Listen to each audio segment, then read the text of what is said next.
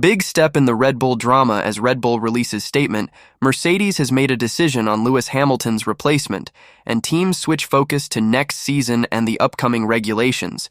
Do consider subscribing to the channel. Now let's get straight into the latest F1 news. Already casting an eye to their 2025 challenger, Williams boss James Vowles confirmed their intention to spend next year exclusively focusing on the F1 2026 car for the new regulations. Formula One's most recent regulatory overhaul came in 2022, when ground effect aerodynamics returned to the sport. But arguably an even stronger shakeup comes in 2026, when a new generation of cars arrive powered by brand new power units, designed with a 50-50 split between internal combustion and electrical performance. F1 2026 represents a golden opportunity for teams further down the grid to reverse their fortunes, with Williams going all in on that reset. Not only does the team already have their 2025 car in the wind tunnel, but by the time that year arrives, Williams plan to have their undivided attention on the F1 2026 campaign. We are now back in a position to initiate parallel development programs. This has enabled us to make an early start on the 2025 car, team principal Vowles told Automotor Unsport. The aim is to dedicate next year entirely to the 2026 project. While the future regulations are Williams' focus, Vowles nonetheless admits that the first part of F1 2024 fell below their expectations, the team registering just 4 points and sitting P9 in the Constructors' Championship. But this will not distract Williams from their F1 2026 focus. The first part of the season was disappointing, said Vowles. We had hoped for more than just 4 points. It would have been more if we had had a car at the weight limit right from the start. Nevertheless, we are not worried. We started from the very back and always had the 2026 season in mind. We won't be deterred from our path, even if we have to make a few sacrifices first. Williams are not standing still, though, when it comes to the current season, as upgrades are coming after the summer break, which Vowles is confident will put them right back in the hunt for points, having featured in the top 10 only once in their last 6 races and twice all season. We have updates coming after the summer break, Vowles told media. I hope in Zandvoort, and then I hope again in Baku, or the race after Baku, which I think is Singapore. In the world of Formula One, they're big steps. They're substantive numbers that should add up to us being back in a position of fighting for points. And it's achieved through a number of things. It's aerodynamic updates. You're going to see a suspension update, and you're going to see weight coming off the car. So it's fundamentally 3 core routes whereby we're doing this. The F1 2024 campaign will resume with the Dutch Grand Prix at Zandvoort on August 25th. Daniel Ricciardo has been informed he didn't fulfill the criteria to be a Red Bull racing driver by the team's motorsport advisor Helmut Marko in a crushing blow to his hopes to return to his former team. Ricciardo has made no secret of the fact he wishes to return to the Red Bull seat, but a lackluster start to 2024 meant that even with Sergio Perez under immense pressure, the Australian has not been given the nod to replace him. As to why Ricciardo was snubbed, Marko said the 35-year-old's inability to beat Yuki Tsunoda suggested he was not ready for a return. Daniel was put in the car, and if he would have been significantly faster than Yuki, there was an idea to bring him back to Red Bull Racing, Marko told ESPN. But he also had this up and down. So far, he didn't fulfill the criteria to be a Red Bull racing driver. Red Bull have confirmed that Perez will stay beyond the summer break, but the question of 2025 still remains. Right now, the 3 options appear to be Perez, Ricciardo, or Junior Liam Lawson, but Marko hinted that the team were aiming to stick with the incumbent Mexican. We believe that we can turn it round and make it more stable for him, Marko said. To be teammate to Max is not the nicest thing in Formula One. Checo has his merits, he's won races. Our discussion was not just about drivers, it was regular discussions we had of what can we do to improve the situation. We have to try to make the car more easy to drive. The more difficult the car is to drive, the more the difference to Max comes out because he's such an outstanding talent. If the rear steps out, he won't lift the throttle, he's just, yeah, it's a little bit nervous. Checo says it's difficult or it's undrivable. So to be next to Max is a different story. So we said let's try to make the car more easy to drive, get more balance, which is also something Max wants, and the best thing is to keep going with Checo and hope that he... The main problem was this up and down. He had some very good results, very good performances, Then the next day he was half a second off Max or so. Red Bull has dismissed the appeal lodged by an employee regarding the investigation involving team boss Christian Horner. Off-track matters dominated the headlines for Red Bull early in 2024, after an internal investigation focusing on Red Bull racing team principal Horner was launched following allegations from a fellow employee of inappropriate behavior, allegations which Horner strongly and consistently denied. The investigation resulted in the case brought against Horner being dismissed, though the employee would exercise her right to appeal. However, Red Bull has now confirmed that the appeal is not upheld, bringing an end to the appeal process. In a statement given to media by Red Bull Racing, earlier this year, a complaint raised against Christian Horner was investigated. That complaint was dealt with through the company's grievance procedure by the appointment of an independent KC who dismissed the grievance. The complainant exercised the right to appeal, and the appeal was carried out by another independent KC. All stages of the appeal process have now been concluded, with the final outcome that the appeal is not being upheld. The KC's conclusions have been accepted and adopted by Red Bull. The internal process has concluded. The company respects the privacy of all its employees and will not be making further public comment on this matter at this time. Red Bull is committed to continuing to meet the highest workplace standards.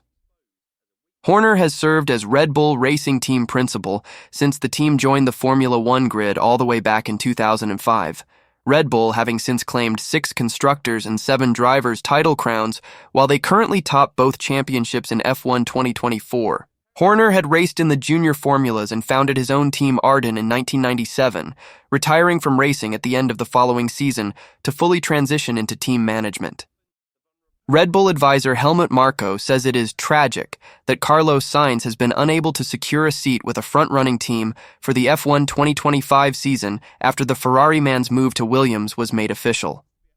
Williams last week announced the signing of Sainz on a 2-year contract with options to extend beyond the F1 2026 season, ending the long-running saga surrounding the Spaniard's future.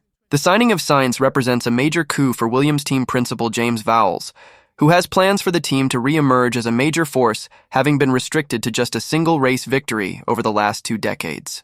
Williams fought off Renault-owned Alpine and Audi, who will take over the existing Sauber team in 2026, to secure Sainz's signature. Sainz started his F1 career with Red Bull junior team V-Carb, then Toro Rosso, in 2015, before breaking free from Red Bull towards the end of the 2017 season, having been overlooked for a promotion to the senior team. Writing in his Speed Week column, Marko believes it is understandable that Sainz chose Williams over Audi and Alpine given the doubts over both manufacturers, with Audi reeling from high-level management changes and Renault considering dropping their in-house engine division in favor of a customer supply from 2026. Yet he sees it as tragic that Sainz has been forced to drop down the grid, having produced his best-ever start to an F1 season in 2024, which culminated in his 3rd career victory at the Australian Grand Prix just 2 weeks after he was ruled out of the previous race in Saudi Arabia with appendicitis. Marko said, "It is understandable that Carlos Sainz has decided to go to Williams because what are the alternatives? Audi certainly won't be one next year if you look at their current form as Sauber, and with Alpine you don't know whether they'll get the Mercedes engine in 2025 or 2026. I would say that was still the best solution for him in his situation. Of course, it's tragic that he's having his best season at Ferrari and can't get a cockpit in a top team." Sainz's switch to Williams was confirmed 24 hours after the Belgian Grand Prix at Spa, where PlanetF1.com's on-the-ground reporter Thomas Mayer spotted Sainz's father, the rallying great Carlos Sainz Sr., and manager Carlos Honoro leaving Williams' hospitality unit. Writing in his Speed Week column, Marko believes it is understandable that Sainz chose Williams over Audi and Alpine given the doubts over both manufacturers, with Audi reeling from high-level management changes and Renault considering dropping their in-house engine division in favor of a customer supply from 2026. Yet he sees it as tragic that Sainz has been forced to drop down the grid, having produced his best-ever start to an F1 season in 2024, which culminated in his 3rd career victory at the Australian Grand Prix just 2 weeks after he was ruled out of the previous race in Saudi Arabia with appendicitis. Marko said, "It is understandable that Carlos Sainz has decided to go to Williams because what are the alternatives? Audi certainly won't be one next year if you look at their current form as Sauber, And with Alpine, you don't know whether they'll get the Mercedes engine in 2025 or 2026. I would say that was still the best solution for him in his situation. Of course, it's tragic that he's having his best season at Ferrari and can't get a cockpit in a top team. Sainz's switch to Williams was confirmed 24 hours after the Belgian Grand Prix at Spa, where Planet F1.com's on-the-ground reporter Thomas Maher spotted Sainz's father, the rallying great Carlos Sainz Sr., and manager Carlos Honoro, leaving Williams' hospitality unit. Reports in the German media followed that Sainz had put pen to paper on a contract to join Williams, with the original report claiming that the deal contains a clause allowing Sainz to back out of the agreement if an opportunity at Red Bull or Mercedes arises for the F1 2025 season. If true, it could result in the extraordinary scenario whereby Sainz never actually races for Williams despite agreeing to join the Grove-based team.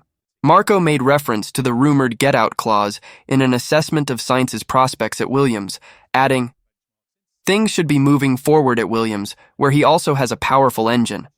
And he supposedly has a clause in his contract that allows him to leave if he receives an offer from a significantly better placed team."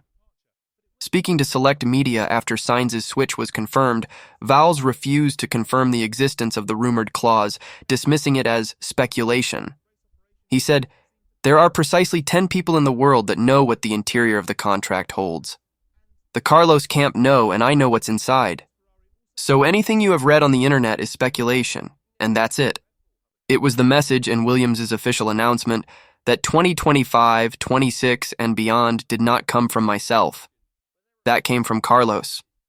He wanted it to be abundantly clear to all of you, to the world, that he is committed, and this is where he wants to be. Claiming "we used to get on," McLaren Racing CEO Zak Brown accused Red Bull team boss Christian Horner of excuses and not taking ownership as this one-sided war of words rolls on. Brown, in recent times, has not missed an opportunity to fire some verbal offense in the direction of Red Bull and their team principal Horner, whether it be over Red Bull's minor breach of the 2021 cost cap or the internal Red Bull GmbH investigation into allegations made against Horner by a fellow employee, a case which was ultimately dismissed. And in an interview with BBC Sport, Brown would claim that he believes in transparency and putting your hand up when you get something wrong, suggesting that he has seen none of that from Horner, focusing in on the historic minor cost cap breach situation. "I've known Christian for about 25-30 years. We used to race against each other. I would say we used to get on," said Brown. "I believe in transparency. I believe in putting your hand up when you get something wrong. The cost cap, the excuses behind that, I never really heard a, 'we just got it wrong.' I heard excuses and not taking ownership. When someone breaches the cost cap and doesn't seem to kind of take it seriously, that's kind of hitting the integrity and core of the sport. To me, it's not personal. It's protecting our sport. And when I see things not consistent with our values, I'm going to speak up about it because it's important people understand where we're coming from. I realize that's not necessarily always going to be popular or make friends with everyone in the pit lane, but as long as I'm friends with McLaren, our fans, our partners, that's what's most important to me." The verbal offensive has been very much coming from Brown's side, with Horner refraining from getting involved. The collision between Red Bull's World Championship leader Max Verstappen and McLaren's Lando Norris at this year's Austrian Grand Prix, while battling for the lead, proved another opening for Brown to vent his dissatisfaction at Red Bull. But after Brown had suggested in the aftermath that Red Bull repeatedly show a lack of respect for the rules, Horner, in response to a question from media, did not wish to dignify Brown's criticism by offering a comeback.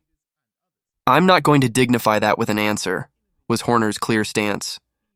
Andrea Kimi Antonelli has signed a contract to replace Lewis Hamilton at Mercedes for the F1 2025 season, it has been claimed, and an announcement is reportedly expected at next month's Italian Grand Prix at Monza, with the teenager set to partner George Russell at Mercedes next year. Hamilton rocked the F1 world in February by announcing that he will join Ferrari for F1 2025, ending his long and successful association with Mercedes. The British driver has claimed 6 of his 7 world championships, as well as becoming the first man in F1 history to surpass 100 Grand Prix victories and pole positions, with Mercedes since arriving from McLaren at the start of the 2013 season. Hamilton's decision to leave for Ferrari came less than 6 months after he had agreed a 2-year extension to his Mercedes deal, announced on the eve of last year's Italian Grand Prix, with the 39-year-old activating a break clause in his revised contract last winter. Mercedes has been persistently linked this year with an ambitious move for reigning 3-time world champion Max Verstappen, with team boss Toto Wolff making no secret of his desire to land the Red Bull driver. Yet with Verstappen giving no public indication of a willingness to leave Red Bull, where he is under contract until the end of 2028 season, Mercedes seems set to promote teenage sensation Antonelli as Hamilton's successor. Autosprint has claimed that Antonelli has already signed a contract to race for Mercedes from next season, with the team planning to confirm the deal ahead of the Monza race on September 1st. Mercedes protégé Antonelli has emerged as a potential star of the future over recent years, winning a number of junior championships before stepping up to Formula One feeder series F2. After a slow start to the season with the struggling Prima team, Antonelli's talent has come to the fore in recent weeks, with the Bologna-born starlet winning in Britain and Hungary. Those breakthrough victories came after Antonelli had commenced an extensive testing program with previous Mercedes F1 cars as the team sought to prepare him for a potential F1 debut, with the teenager testing the team's 2021 and 2022 machines at the likes of Imola and Silverstone. Although Mercedes had harbored hopes of securing Verstappen's signature, Antonelli had long been regarded as the overwhelming favorite to succeed Hamilton for F1 2025. Speaking to select media the morning after Hamilton's move to Ferrari was announced, Wolff teased that Mercedes had an opportunity to do something bold with their F1 2025 driver lineup. The rise of Antonelli, who will turn 18 on the day of the Dutch Grand Prix on August 25th, is set to mirror that of Hamilton, who also made his F1 debut with a front-running team when he started out with McLaren as a 22-year-old rookie in 2007. Hamilton gave his blessing to the signing of Antonelli at this year's Emilia-Romagna Grand Prix, telling media, "Honestly, I have no idea what Toto's plans are, but for me, taking on a youngster would be the right move. If it was my job, my role, I'd probably take on Kimi." Pierre Gasly has offered Oliver Bearman advice as the Briton prepares for his first full-time season in F1. Bearman has signed up to join Haas next year and will partner Esteban Ocon, who is set to depart Alpine after a 5-season stint with the French manufacturer. Gasly and Ocon have been paired at Alpine over the last 2 seasons, but are enduring a difficult campaign with the team competing at the lower end of the pecking order. Ocon will lead the Haas squad as he partners a rookie in Bearman, who has been advised by Gasly to be prepared for a significantly busier work schedule. "I think as a driver, it's very clear what you've got to do in Formula One. It's all about speed," Gasly told media, including Racing News 365. Obviously, Ollie is going to come as a rookie in Formula One, so there's no experience in the challenge of F1. It comes with different challenges, which you may not face earlier in your career. Addressing those challenges in particular, Gasly added, "All of a sudden you've got 24 races. It's a long season, it's more physical, a lot more demanding from a team point of view. You're working with 1,000 people all of a sudden. You're able to have a real impact on the car development, car pieces, working the simulator, the media exposure." With Ocon entering his 9th full F1 season next year, Gasly asserted it will be beneficial to have an experienced teammate to lean on. "He's still got to be as fast as possible in the car," Gasly added. "He's got to find his feet in this environment. He already has some good experience, but it's going to be a good benchmark for Ollie to have Esteban Ocon next to him."